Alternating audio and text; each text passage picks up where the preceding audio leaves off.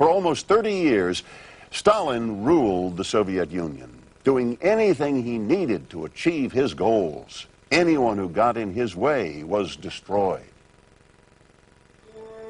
He was devil. He was genius devil, but devil. 20 million Soviet citizens died at the hand of Joseph Stalin. He was absolute ruler for 25 years, a Bolshevik czar. He craved power. He never could have enough power. The system of terror was essential to Stalinism. Terror was continuous.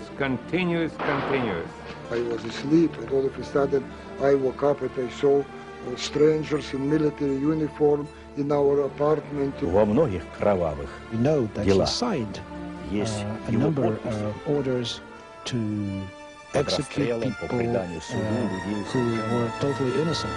Невиновных.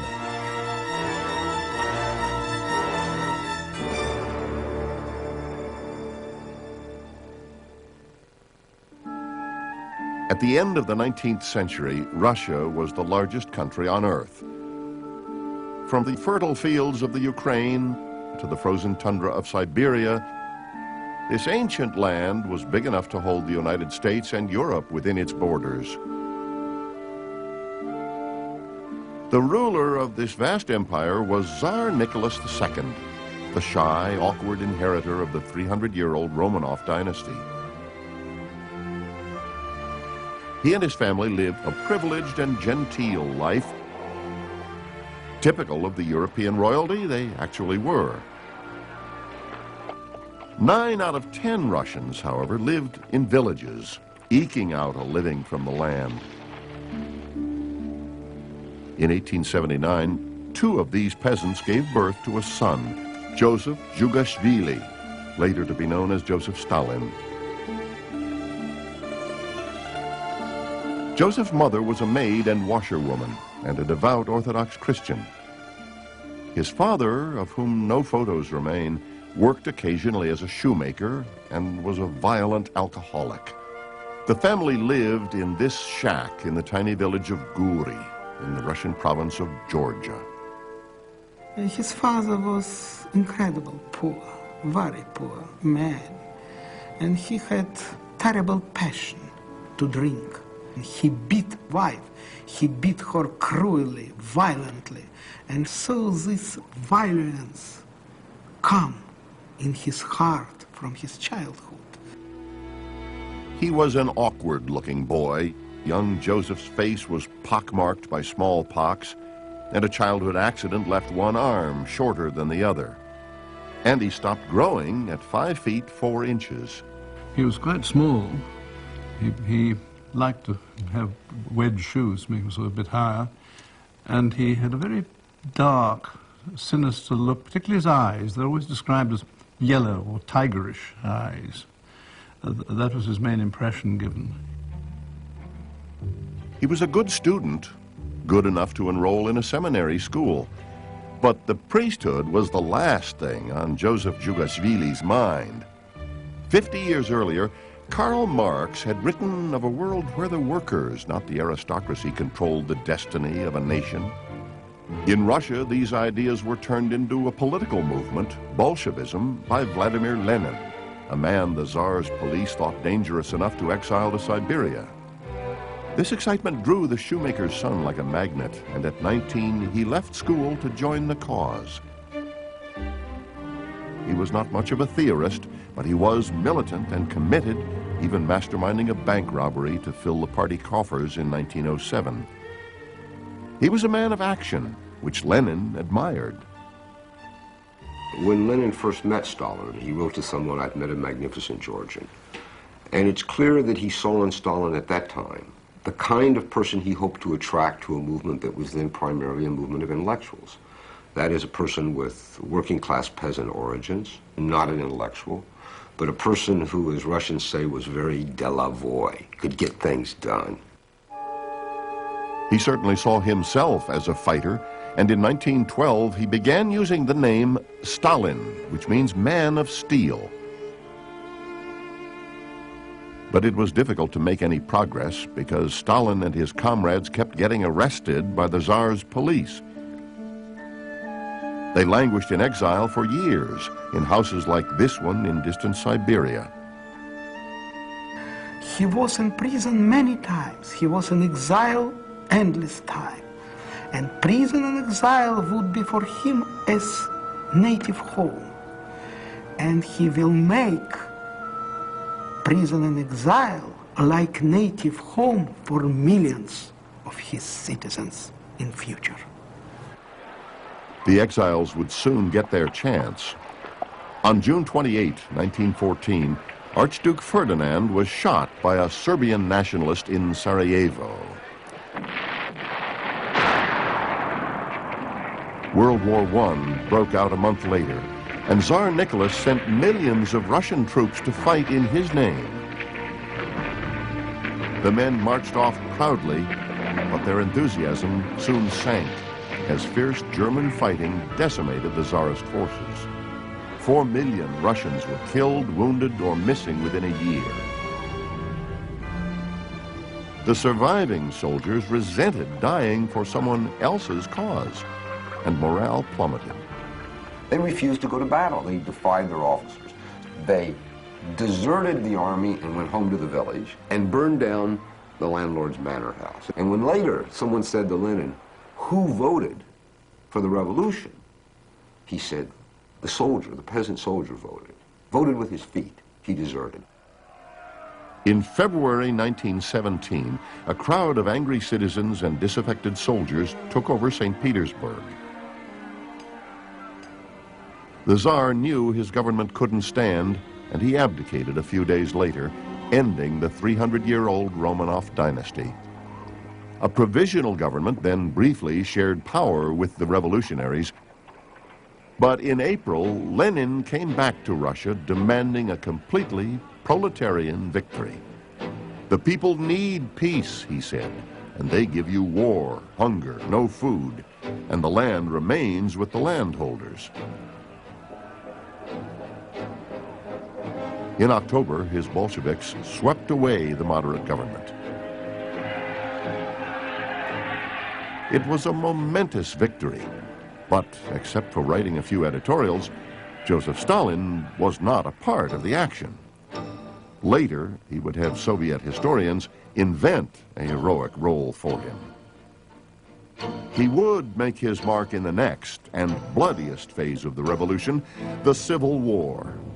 From 1918 to 1920, counter-revolutionaries known as the Whites fought to regain power from the Bolshevik Reds. The fighting spared no one, and those that lived through it would never forget it. I was frightened. All the time I was frightened. Because all the time different troops came. Kiev was occupied. First there was a revolution. Then there was a nationalist government. Then came the Reds and occupied Kiev. Then came the Whites and reoccupied Kiev. The fighting was going on. There were two feelings, fear and feeling of hunger. Lenin's Bolsheviks now became military commanders. Leon Trotsky, the brilliant orator and theorist, was made war commissar. Stalin was given the title Commissar of Nationalities and was sent into the field to enforce the party line. It was a role that suited him well. War, and particularly civil war, brings the warfare personalities to the fore. And Stalin, already during the Civil War, begins to become the leader in Moscow of these warfare personalities, these can-do tough guys who don't really want to debate the dialectics of Marxism, who don't really want to talk about the nuances of class struggle, but men for whom class struggle meant the fist. In 1918, Trotsky sent him a detachment of army specialists. Stalin, who distrusted the trained military, imprisoned some of the men on a boat which then sank under mysterious circumstances. He had many of the others just shot. When someone said this might be a problem at headquarters, the man of steel reportedly replied, "Death solves all problems. No man, no problem." for Lenin, Stalin was a real revolutionary. Lenin knew that Trotsky wanted to be real revolutionary. Trotsky wanted to be cruel. Trotsky wanted to be real executor for revolutionary enemies. But Stalin was cruel. Stalin was able to hate really. In the end, this ruthlessness would turn Lenin away from his protege. But for now, this small band of men would start pulling Russia into their vision of the world. And this world would soon be dominated by a single one of them, Joseph Stalin.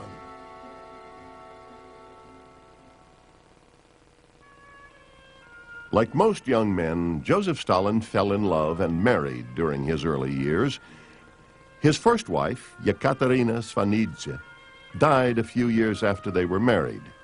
Their one child, Yakov, was left with her family. Stalin wouldn't see the boy again until he was a grown man. At the age of 39, Joseph Stalin married again, this time to Nadezhda Alliluyeva, the 17-year-old daughter of two friends from his exile days. They had two children, Svetlana and Vasily. But Stalin's attention was focused on matters of state. The Bolsheviks got rid of the last of the white forces in 1920.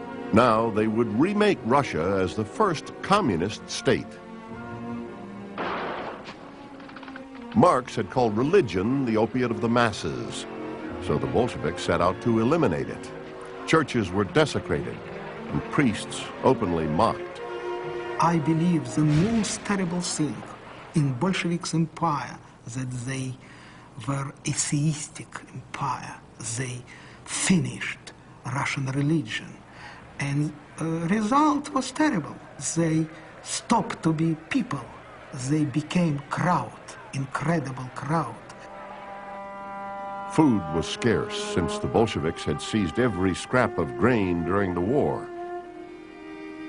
Where were the food and peace Lenin had promised? This discontent erupted in the naval base of Kronstadt in the Gulf of Finland, when a group of sailors who had fought alongside the Reds in the Civil War began demanding food and political freedom. Trotsky sent in the Red Army and slaughtered the resistors. It was now clear the popular revolution was over. A few thousand Bolsheviks had absolute control of a nation of millions. In 1922, Comrade Stalin was given an important job in this new ruling class, running the party secretariat. On the one hand, it was just to keep the books. Where were the party members? Who were they? But it also was responsible for appointing people to administrative positions in the party. And like any good ward politician, he appointed people who seemed to be loyal to him, who thought as he thought, and he removed people he didn't like. His following was growing, but to get more power, he knew he'd have to outmaneuver the party leadership. After Lenin, the most powerful man in the party was Trotsky, who had emerged from the war a popular hero. So in 1923, Stalin formed an anti-Trotsky alliance with fellow Politburo members Kamenev and Zinoviev. Like all his alliances, this one wouldn't last. It isn't that they really liked him, but they were still taken in by him. It was an extraordinary way in which somehow they all find themselves working with him in 10 years later in the Politburo, and they still haven't understood he's going to kill them. But Lenin understood. The leader of the revolution had suffered a stroke in 1922. Realizing the end was near, he wrote a secret will of sorts evaluating his men. He finally died in 1924, and this testament was read out loud. It said Trotsky was the most outstanding man in the Central Committee, but he was too inclined to be an administrator. And Stalin was also a difficult man. And then he would put a PS saying Stalin is really too bad. He's too rude and crude, and he must be removed from his post. But Kamenev and Zinoviev stood by their alliance and Stalin stayed General Secretary. It would be their biggest mistake. In 1926, Stalin allied with the conservatives, including old friend Nikolai Bukharin, to kick Kamenev and Zinoviev out of the Politburo. Soon, his conservative allies were ousted as well. In 1927, he demoted Trotsky from the party and then sent him into exile. Trotsky would never see Russia again. Bukharin said Stalin knows only vengeance, the stab in the back. The grievous and ultimately fatal mistake of all of Lenin's successors, except Stalin, was they fought among themselves, sometimes allying themselves with Stalin when it suited them, sometimes not. And while these men fought among themselves over matters of principle, one of the great intriguers and political operators of the 20th century, step by step, destroyed all of them. By the end of the 1920s, Stalin was the unquestioned leader of the Communist Party.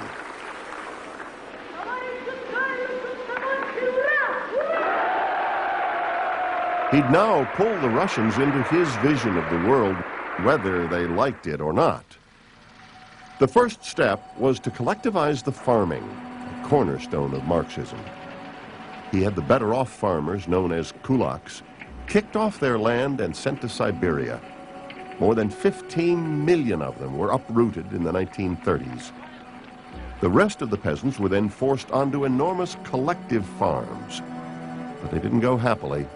Furious farmers slaughtered half their cattle in 1930 alone to keep the state from having them. And despite these cheerful propaganda films, grain yields began to fall. The revolution wasn't working. Stalin said that the new collectivization would produce far greater food, far more wheat than anything else. When it didn't, he said, we're going to get the food, the wheat, the grain, whether it's there or not. So they took all the grain, and every scrap they could get, and even searched houses for cupfuls hidden in the floor. And, of course, the result was a terrific famine. 10 years hard labor was the price for stealing an ear of corn. Eventually, some people turned to cannibalism. Those who lived through the famine would never forget it. More and more hungry peasants in the street. They went from apartment to apartment, knocked the door and asked for bread, and they didn't get it. 5 million starved to death in the Ukraine. But Stalin completely denied the famine. He made even mentioning it a punishable offense.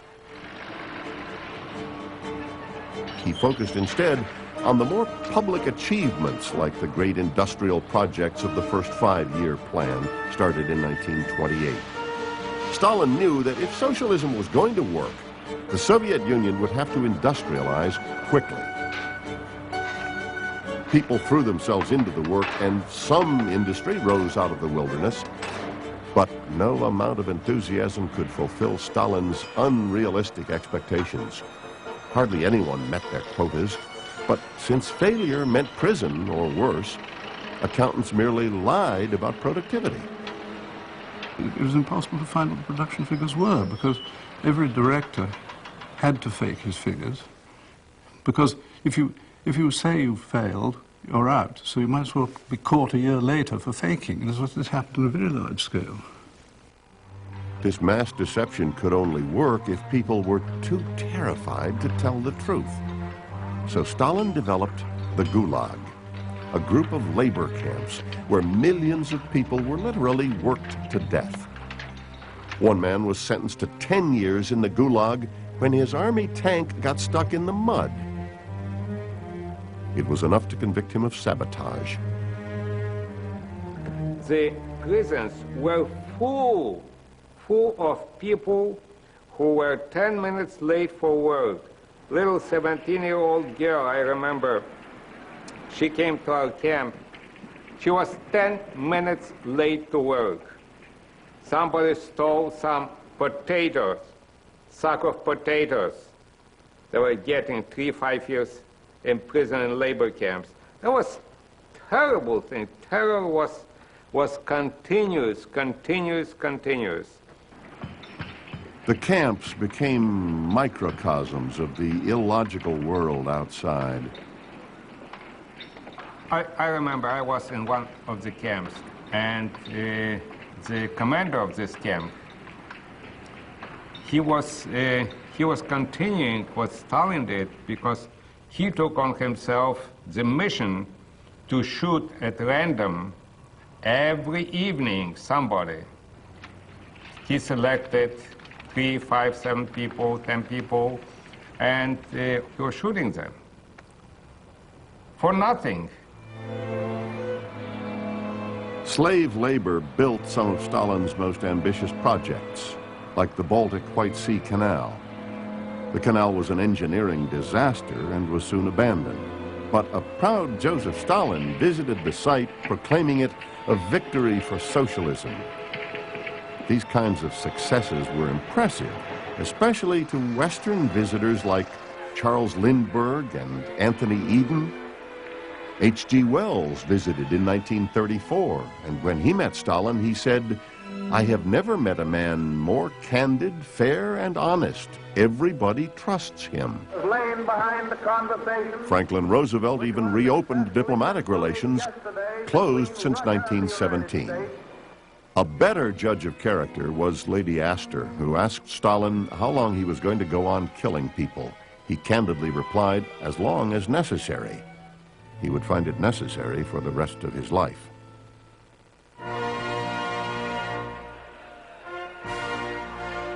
In 1929, Joseph Stalin turned 50 years old. He was now portrayed as a secular god, as the savior of his people. The propaganda was relentless. It was Stalin who brought you the revolution, Stalin who gave you food, Stalin who saved the Soviet Union from the corruptions of the West. It's very difficult to explain to the American people how much indoctrination and propaganda is all the time slammed on you. You're indoctrinated in something that when you are 3, 4, 5, 6, 7 years old, you start to believe it, that it's true. School children were taught that Stalin was infallible. His ideas on philosophy, literature, and even genetics became state policy. The worship of Joseph Stalin was the new Soviet religion. People saw his portraits everywhere. Every newspaper, every day had his portraits. He was really everywhere. And when people go to sleep, last name which they heard, it was Stalin. If Stalin were to remain a god, he'd have to make sure no one threatened his rule. In 1934, Sergei Kirov was murdered, a man Stalin had handpicked to head the Leningrad Communist Party. Kirov had been very popular, a little too popular for Stalin. Some say he ordered the killing himself. He also began purging the educated classes. Thousands of writers, artists, and scientists, in fact, most of the intelligentsia, were tried and convicted as traitors. The sentence was death or the Gulag. And he almost eliminated his old enemy, the military elite. 57 out of 85 corps commanders disappeared, along with tens of thousands of lower-ranking officers. The officers signed confessions, but these documents were highly suspect. The documents were produced a year or two ago. They all read, "Oh yes, I confess." It's a perfectly ordinary document, but they found that there were forensically verifiable bloodstains on the confession. And of course, torture was used on an enormous scale in the Stalin period. No one was spared. Stalin even tried the heroes of the revolution, men that a generation of Russians had grown up revering. From 1936 to 38, the old Bolsheviks were convicted of ridiculous charges of espionage and counterterrorism. He even purged his old ally Nikolai Bukharin. Stalin needed a bizarre form of coronation as the great leader by making Lenin's closest friends and comrades confess to having been not real communists, not real patriots, not real Bolsheviks, but spies, assassins, wreckers. To force them to confess to these crimes was for Stalin the ultimate, or he hoped it would be, psychological fulfillment of this need to be the one and only embodiment of everything glorious in modern Russian and Soviet history. He needed these trials. Stalin approved the death sentences of these men, even though he knew the confessions had been forced by torture. Trotsky, who was in exile in Mexico, was the only one who could speak out. These trials developed not from communism, not from socialism, but from Stalinism. That is from the irresponsible despotism of the bureaucracy over the people. What is now my principal task? To reveal the truth, to show and to demonstrate that the true criminals hide under the cloak of the accusers. What will be Stalin soon silenced him, too. In 1940, a Soviet agent attacked Trotsky with an ice pick. He died the next day. It wasn't just the famous who were liquidated. Anyone could turn you in on a trumped-up charge, a neighbor, a boss, even your children. Terror became an everyday emotion as millions just disappeared from sight. Every evening, nobody knew what's going to happen to him, because the individual means nothing. The individual is like a piece of sand in the big, big desert. You can run it over with a truck, you can step on it, you can crush it, it just means nothing. Yet Comrade Stalin seemed to remain above the fray. He blamed the terror on an overzealous police force and would periodically purge the head of the secret police. And they weren't just killed, they were erased from all official memory. I'll tell you, even my grandfather, who was the victim of Stalinist repressions, he was able to survive, and he did not complain about the Soviet power or even about Stalin. He thought that the local leaders, the local bosses were to blame. It's a very strange situation, the role that Stalin played in the lives of people in the Soviet Union. At the same time that he was evil and terrifying, he was secretive enough about it that I'm not sure that people, until much later, associated what was actually happening with the person of Joseph Stalin.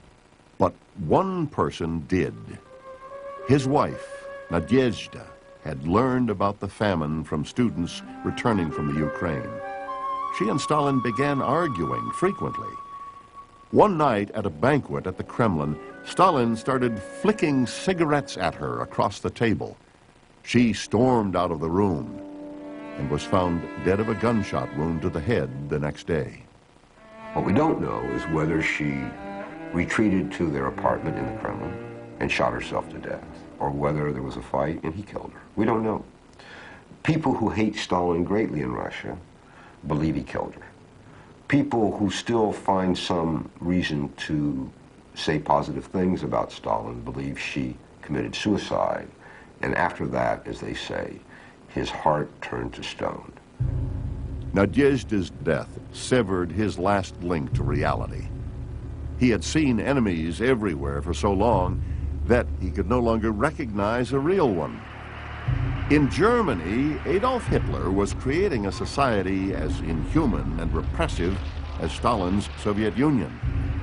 And while the Nazis and the communists professed to hate each other, in reality, a grudging admiration existed between their leaders. Stalin personally admired Hitler, the way how he manipulated with the people, how he got convert millions of Germans. So he was sometimes even watching him and trying to use his experience. When, for example, in 1934, Hitler eliminated the commander of the SA troops, Ernst Röhm. And when Stalin got to know about that, he told to his colleagues, he said, look at Hitler, what a bright guy, you know. He shows us how to deal with political opponents. In 1938, Hitler took Austria. By March of 1939, all of Czechoslovakia was occupied by the Nazis. Stalin knew he had to ally with someone. He had earlier approached the West, but Germany seemed like a better bet. They could offer him territory, the Baltics and half of Poland, and peace, at least temporarily. So in August 1939, Germany and the Soviet Union signed a non-aggression pact. Hitler would soon betray his new ally and bring the Soviet Union to the brink of disaster.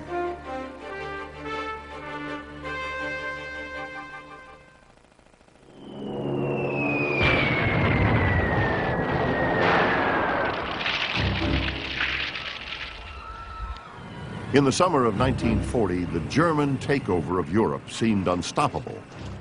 As the Nazis marched up the Champs-Élysées, Hitler started thinking that Russia might fall just as easily as France. It soon seemed clear that Germany would attack, but Stalin couldn't believe the Fuhrer would go back on his word. But on June 22, 1941, Nazi troops crossed into the Soviet Union. The foreign minister, Molotov, confirmed the news to Stalin. And when Molotov came to Stalin's office and told it, and Stalin just lost his speech. He could not even speak.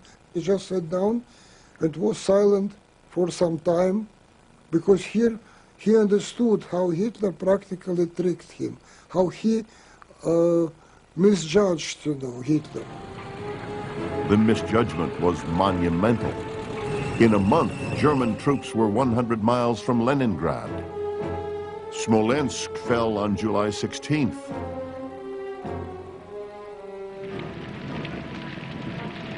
At a meeting of the Politburo, Stalin moaned, "All that Lenin created, we have lost." Most of the military command was gone, since Stalin had killed them during the purges. So at first, he made decisions himself, with often disastrous results. Kiev was overrun in September, and his advisors begged him to evacuate the doomed city, but he refused, and over 500,000 were either killed or taken prisoner, the largest single loss of the war. Ever searching for a scapegoat, Stalin blamed the prisoners themselves. Well, he declared that all POWs were in fact traitors who weren't allowed to be taken prisoner. And when they got back, they were sent to labor camp, most of them. When his son by his first marriage, Yakov, was taken prisoner, the Nazis approached Stalin about trading him for some of their own. Stalin said he had no son by that name. Yakov was shot and killed when he ran toward the barbed wire fence at the camp. To alter the country, he gave his son as a sacrifice. He could not have acted otherwise. If he returned his son, the ordinary people at the front and at home, what would they have said of him? Look at him, he saves his own son. And what about our sons and fathers and mothers? Even theoretically, Stalin could not have done it, because he was Stalin. For him, the state was the most important thing in his life. By October, the Germans were perilously close to Moscow. Preparation began to move the government to Kuyabyshev, 500 miles away. But Stalin decided to stay, even attending a parade in Red Square on November 7th. These tanks drove right past the commander-in-chief to the front line, just 25 miles outside the city. The Soviet troops fought valiantly, and the Russian winter began to cripple the German forces, freezing fuel lines and cutting off supplies. In the end, the Nazis couldn't solidify their gains. Stalin also wisely teamed up with the Allies. Starting in 1941, Franklin Roosevelt began sending airplanes, tanks, and guns to the beleaguered Soviet troops. If Hitler was going to be stopped, the war in Russia had to be won.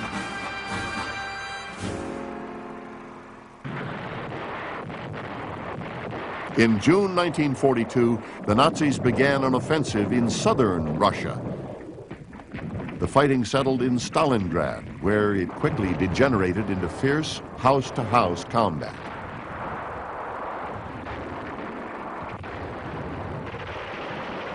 This time, Stalin let his commanders do their jobs. The early part of the war, when he intervened, was almost always a mistake and caused several disasters. But by the time of Stalingrad, he was not intervening directly. He was a bit, but not on the scale he had been before. He did leave it to the generals. And so that was a success. Nazi troops began retreating from Stalingrad on Christmas Day, 1942. The war would drag on for another 2.5 years, but Soviet victory was now in sight. When Roosevelt, Churchill, and Stalin met in Tehran in 1943, Joseph Stalin was reintroduced to the West as kindly Uncle Joe. Churchill even presented Stalin with a Sword of Honor to commemorate the victory at Stalingrad. By 1945, the Soviet Union had won the war, but the cost was enormous. Over 25 million Soviets had died, 6 times as many casualties as Germany. Stalin vowed to never let Russia be this vulnerable again. So Soviet forces liberated their neighbors from the Nazis, but the shadow of Moscow never left. Eastern Europe, the Balkans, and Eastern Germany were soon all within the Soviet sphere. At the Yalta Conference in 1945, the Allies met to discuss the post-war world. Stalin made it clear this territory was under his control. For Russia, fascist Germany was just another Western power come to Russia from the West. In those days, armies had to come through Eastern Europe, through Poland. And therefore, after this war, with its losses, the Stalin regime was not going to settle for anything less than a guaranteed security zone in Eastern Europe. And that was the essence of Yalta. The Allies met one last time at Potsdam, and while they may have posed politely for the newsreel cameras, new U.S. President Truman and Churchill were unhappy with Stalin's behavior in Eastern Europe. The alliance against the Nazis was over. The Cold War was on. An iron curtain has descended across the continent. Behind that line lie all the capitals of the ancient states of Central and Eastern Europe.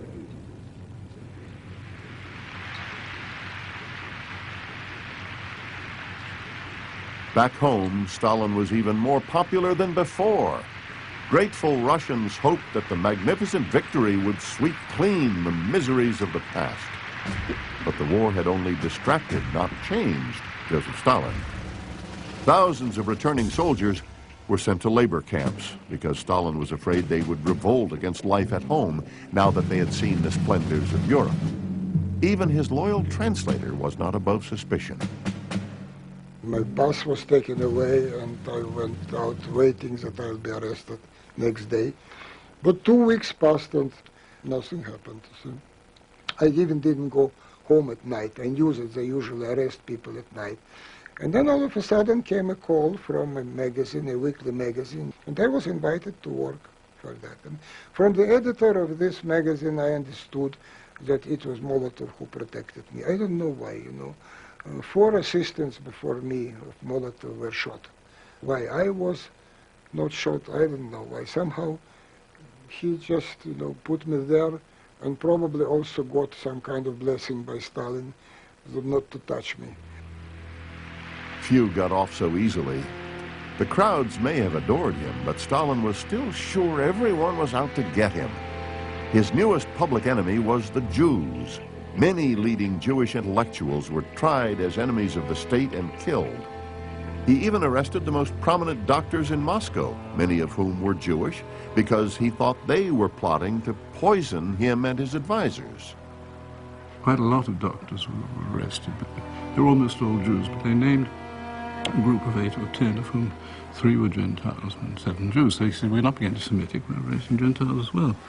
But one of them was his own doctor. He wanted to arrest him because he told him to lay off politics for a bit, and he thought this was a plot, naturally.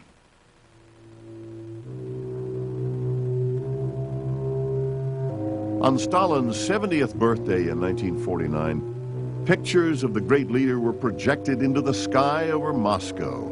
His all-knowing, all-seeing eye was everywhere. But his omniscience couldn't keep time from catching up to him. After a long feast on February 28, 1953, Joseph Stalin had a paralyzing stroke. Over the next few days, he slowly suffocated to death. He died on the morning of March 5th. The funeral was an orgy of grief. Soviets couldn't imagine life without their God and Father. I was in Moscow, only about 4 blocks from the place where Stalin's body was laying after his death. A lot of people were crying, and they were crying because when you live in paternalistic society, you are raised to believe that he makes all the decisions for you, and without him the nation will fall apart. Stalin's eventual successor, Nikita Khrushchev, would bring a wave of honesty to Soviet politics. But Stalin's memory would not go quietly.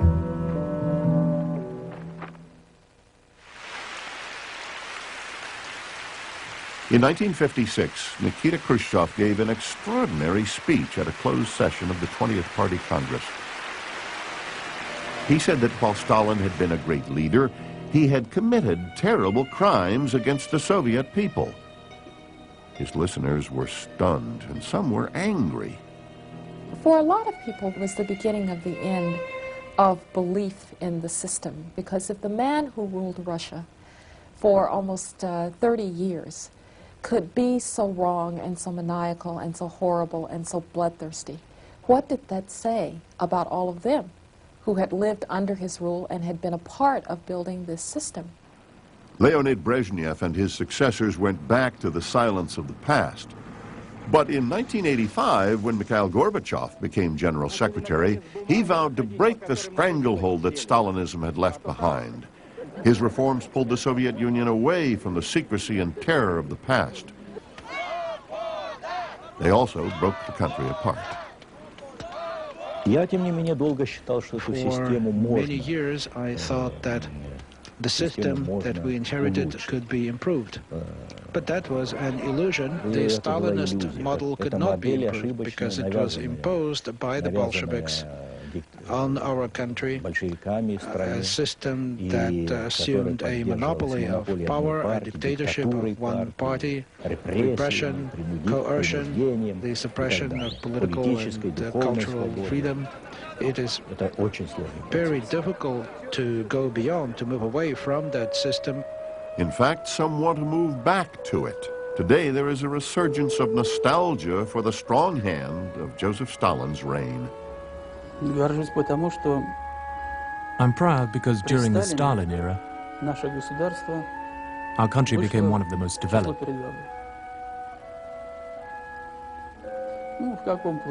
In what way? We were respected. No, nobody was afraid of us. After the revolution of 1917, the country was revived. It became industrialized. We believed in the future. We had hope. We had belief for a better life. In Georgia, Joseph Stalin's birthplace has again opened up as a museum. In a chaotic world, Stalinism is fondly remembered by some as a time of clarity and strength. It's a legacy that won't easily fade.